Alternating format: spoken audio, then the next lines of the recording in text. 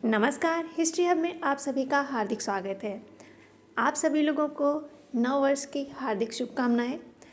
नव वर्ष आप लोगों के जीवन में ढेर सारी खुशियां लेकर के आए, आपके सपने साकार हों, ऐसी हमारी शुभकामनाएं हैं। और इन्हीं शुभकामनाओं के साथ आज का सेशन हम लोग शुरू करते हैं। और आज का जो सेशन है वैदिक एज पर ही है और ये 5th पार्ट है वैदिक काल का। और आज हम लोग इस सेशन के माध्यम से इस टॉपिक को कंप्लीट करने का प्रयास करेंगे। देखते हैं आज के सेशन के प्रश्नों को। पहला है, पूर्व वैदिक आर्यों का मुख्य व्यवसाय क्या था? यानी कि प्री वैदिक एज के लोगों का या ऋग वैदिक काल के लोगों का मुख्य व्यवसाय क्या था, ये पूछा जा रहा है। व्यापार है, वाणिज्य है, कृषि है या फिर पशुपालन है? तो ये था पशुपालन। तो यहाँ पर इस प्रश्न का सही जवाब है डी। पूर्व वैदिक का मतलब होता है ऋग वैदिक, तो ऋग वैदिक आ जाए या पूर्व वैदिक आ जाए तो वहाँ पर जो मुख्य व्यवसाय है वो क्या हो जाएगा? पशुपालन हो जाएगा। नेक्स्ट देखते हैं, निम्नलिखित में से वैदिक धर्म में कौन सम्मिलित नहीं था? क्या पूछा जा रहा है जो सम्मिलित नहीं था? प्रकृति पूजा, मंत्र उच्चारण, मूर्ति पूजा, यज्ञ। तो क्या सम्मिलित नहीं था? देखिए, प्रकृति पूजा भी सम्मिलित थी, मंत्र उच्चारण भी सम्मिलित था, यज्ञ भी सम्मिलित था, मूर्ति पूजा सम्मिलित नहीं थी और यही इस प्रश्न का सही जवाब है। तो यहाँ पर सी यानी कि मूर्ति पूजा प्रचलित नहीं थी या सम्मिलित नहीं थी। इस प्रश्न का सही जवाब है सी। नेक्स्ट देखते हैं, ऋग्वेद में उल्लिखित पणि शब्द संबंधित है। जो पणि शब्द है ये बड़ी की मात्रा नहीं, छोटी की मात्रा है इसमें। पणि शब्द किससे संबंधित है? कृषि से, व्यापार से, उद्योग से या फिर पशुपालन से? तो पणि संबंधित है व्यापार से। तो इस प्रश्न का सही जवाब है बी। नेक्स्ट देखते हैं, उत्तर वैदिक काल में पांचाल का प्रसिद्ध शासक था। पांचाल का शासक पूछा जा रहा है। जनक हैं, परीक्षित हैं, दिवोदास हैं, प्रवाहन जावाली हैं। तो कौन था पांचाल का प्रमुख दार्शनिक शासक? तो ये थे प्रवाहन जावली। तो इस प्रश्न का सही जवाब है डी, प्रवाहन जावली। नेक्स्ट देखते हैं, निम्न में से कौन उपनिषदों में उल्लिखित कैकेय जनपद का दार्शनिक राजा था? कैकेय जनपद का पूछा जा रहा है। तो यहाँ का जो दार्शनिक राजा था वो कौन था? तो वो था अश्वपति। इस प्रश्न का सही जवाब है ए, अश्वपति यहाँ का दार्शनिक राजा था। नेक्स्ट देखते हैं, राजत्व की उत्पत्ति से संबंधित प्रारंभिक आख्यान किस ग्रंथ में मिलता है? क्या बताना है? राजत्व की उत्पत्ति से संबंधित प्रारंभिक आख्यान ऐत्रेय ब्राह्मण है, शतपथ ब्राह्मण है, गोपथ ब्राह्मण है, तांड्य ब्राह्मण है। तो कहाँ से मिलता है? तो ये मिलता है ऐत्रेय ब्राह्मण से। और ऐत्रेय ब्राह्मण जो है ये किसका है, किस वेद का ब्राह्मण है? तो ऐत्रेय ब्राह्मण है ऋग्वेद का ब्राह्मण। तो यहाँ पर इस प्रश्न का सही जवाब है ए, ऐत्रेय ब्राह्मण में मिलता है। नेक्स्ट देखते हैं, गायत्री मंत्र संबोधित है। गायत्री मंत्र किसको संबोधित है? यहाँ पर 4 देवता दिए गए हैं, सविता को, वरुण को, मित्र को। किसको संबोधित है ये आपको बताना है। तो गायत्री मंत्र संबोधित है सविता को। एक सेकेंड, गायत्री मंत्र संबोधित है सविता को। तो इस प्रश्न का सही जवाब है ए, सविता को संबोधित है। और गायत्री मंत्र का उल्लेख कहाँ मिलता है? तो ऋग्वेद के 3 मंडल में मिलता है। और ऋग्वेद का 3 मंडल के रचयिता या मंत्र दृष्टा कौन माने जाते हैं? तो ये माने जाते हैं ऋषि विश्वामित्र। और जो सविता है, सविता एक्चुअली जो सूर्य होता है उसके चमकने से पहले का जो समय होता है उसको सविता कहते हैं। तो इस प्रश्न को सही जवाब है ए, सविता को। नेक्स्ट देखते हैं, प्राचीन भारत में विद्वानों एवं ब्राह्मणों को दान दिए गए कर मुक्त ग्राम को क्या कहा जाता था? तो जो कर मुक्त ग्राम होते थे उनको क्या कहा जाता था ये आपको बताना है। तो ये कहा जाता था अग्रहार। तो इस प्रश्न का सही जवाब है बी, अग्रहार कहा जाता था। नेक्स्ट देखते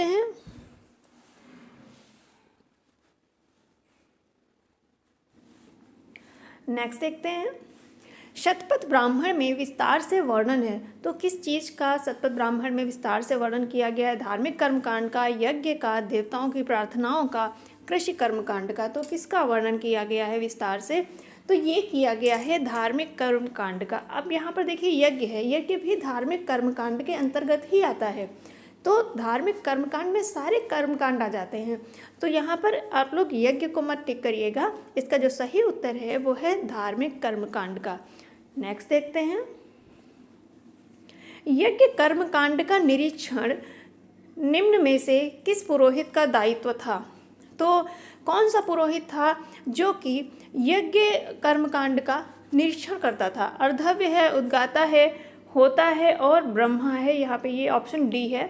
तो जो डी ऑप्शन है ब्रह्मा, तो ब्रह्मा ही होता था इसका पुरोहित, जो कि और ब्रह्मा अथर्ववेद का पुरोहित था जो कि यज्ञ का निरीक्षण करता था। अर्धव्य जो है, अर्धव्य होता था यजुर्वेद का पुरोहित। उद्गाता कौन होता था? ये सामवेद का पुरोहित होता था। और होता कौन होता था? ये होता था ऋग्वेद का पुरोहित। लेकिन यहाँ पे पूछा गया है निरीक्षण करता, तो निरीक्षण करता कौन होता था? ब्रह्मा। और ब्रह्मा किसका पुरोहित है, किस वेद का? ये है अथर्ववेद का। तो इस प्रश्न का सही जवाब है डी, ब्रह्मा। नेक्स्ट देखते हैं, किस वेद में सभा और समिति को प्रजापति की 2 पुत्रियां कहा गया है? ये बहुत पॉपुलर क्वेश्चन है, कई बार परीक्षाओं में पूछा जा चुका है। तो किसे कहा गया है प्रजापति की 2 पुत्रियां? मतलब किस वेद में कहा गया है सभा और समिति को प्रजापति की 2 पुत्रियां? तो ये कहा गया है अथर्ववेद में। इस प्रश्न का सही जवाब है डी, अथर्ववेद में सभा और समिति को प्रजापति की 2 पुत्रियां कहा गया है। नेक्स्ट देखते हैं, आर्य शब्द का शाब्दिक अर्थ क्या है? यहाँ पर जो आर्य जो प्रयोग होता है शब्द, आर्य सभ्यता, आर्यंस जो वैदिक लोग थे उनके लिए जो शब्द प्रयोग होता है, तो इस आर्य शब्द का शाब्दिक अर्थ क्या है? तो इसका शाब्दिक अर्थ है श्रेष्ठ। सी इस प्रश्न का सही जवाब है, श्रेष्ठ। नेक्स्ट देखते हैं, ऋग्वैदिक आर्यों की भाषा क्या थी? ऋग्वैदिक आर्यों की भाषा पूछी जा रही है। द्रविड़ है, संस्कृत है, प्राकृत है, देवनागरी है। तो क्या थी? ये थी संस्कृत। तो इस प्रश्न का सही जवाब है बी, संस्कृत थी ऋग्वैदिक आर्यों की भाषा। नेक्स्ट देखते हैं, वैदिक शब्द ऋतु का आशय है। तो यहाँ पर एक शब्द फिर से पूछा जा रहा है, ऋतु, इसका क्या आशय? ऋतुएं हैं, नैतिक नियम है, पुरोहित है या फिर ऋण है? तो इसका अर्थ है नैतिक नियम। आप देखते हैं वरुण को कहा जाता है ऋतस्य गोपा, यानी प्राकृतिक नियमों का संचालक। तो जो नैतिक नियम हैं उन्हीं को कहा जाता है ऋतु। इस प्रश्न का सही जवाब है बी, ऋतु। और साथ ही साथ ये भी प्रश्न पूछा जाता है किसे ऋतु से गोपा कहा जाता है? तो ऋतु से गोपा कहा जाता है वरुण को। क्यों कहा जाता है? क्योंकि वरुण को नैतिक नियमों का संचालक कहा जाता है, प्राकृतिक नियमों का संचालक कहा जाता है। नेक्स्ट देखते हैं, महाभारत का मौलिक नाम था। तो महाभारत का क्या नाम था मौलिक? बृहद कथा, जय संहिता, कथा सरिसागर, राजतरंगिणी। तो ये था जय संहिता। तो यहाँ पर ये चारों पुस्तकें दी गई हैं, ये चारों पुस्तकें बहुत ही महत्वपूर्ण हैं। और यहाँ पर हम लोग बात कर लेते हैं जरा सी राजतरंगिणी की। तो राजतरंगिणी की अगर बात करें तो राजतरंगिणी भारत की प्रथम ऐतिहासिक पुस्तक है। फिर से सुन लीजिएगा ध्यान से, भारत की प्रथम ऐतिहासिक पुस्तक होने का जो गौरव प्राप्त है वो किसे प्राप्त है? राजतरंगिणी को।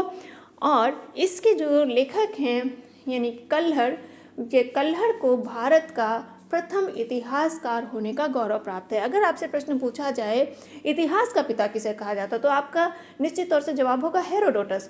लेकिन अगर आपसे पूछा जाए कि भारत का इतिहासकार, भारत में इतिहास का पिता किसे कहा जाता है भारत में, तो भारत में अगर लगा है तो भारत में सर्वप्रथम जिसने इतिहास लेखन का कार्य किया है वो है कल्हड़। कश्मीर के शासक हर्ष के दरबार में रह रहे थे, तो कल्हड़ की पुस्तक राजतरंगिणी पहली ऐतिहासिक पुस्तक है और कल्हड़ भारत के प्रथम इतिहासकार हैं। ये चर्चा आपके लिए महत्वपूर्ण है, प्रश्न कहीं से भी पूछा जा सकता है। तो इस प्रश्न का सही जवाब है डी, राजतरंगिणी। और क्यों ये ऐतिहासिक पुस्तक है? इससे पहले की पुस्तक ऐतिहासिक पुस्तक क्यों नहीं है? किसी भी पुस्तक को ऐतिहासिक पुस्तक होने का या इतिहास की श्रेणी में आने के लिए जो आवश्यक स्तंभ है वो है उसमें कारणता का सिद्धांत।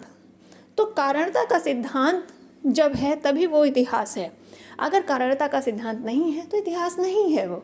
तो जो कल्हड़ है इसने अपने लेखन कार्य में कारणता का सिद्धांत दिया है। जैसे कि जब हर्ष के शासनकाल में वहाँ पर सामंतों का विद्रोह होता है तो वो सामंतों के विद्रोह की चर्चा करता है, साथ ही साथ उसका कारण भी बताता है कि विद्रोह क्यों हुआ।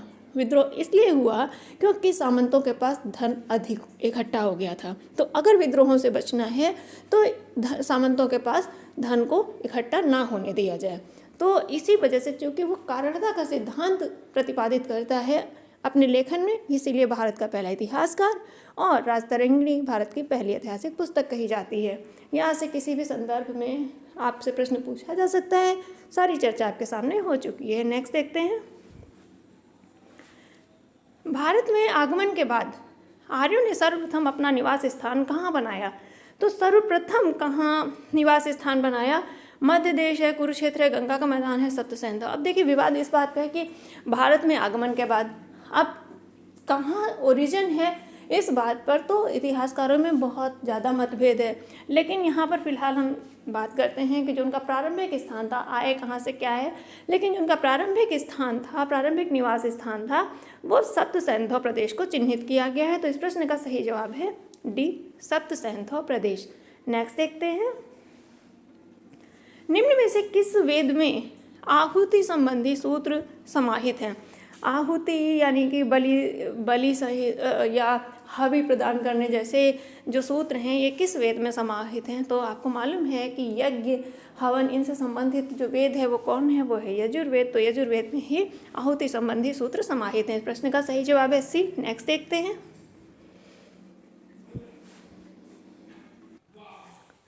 नेक्स्ट देखते हैं। निम्न में से कौन सा एक कर्मकांडी वेद है?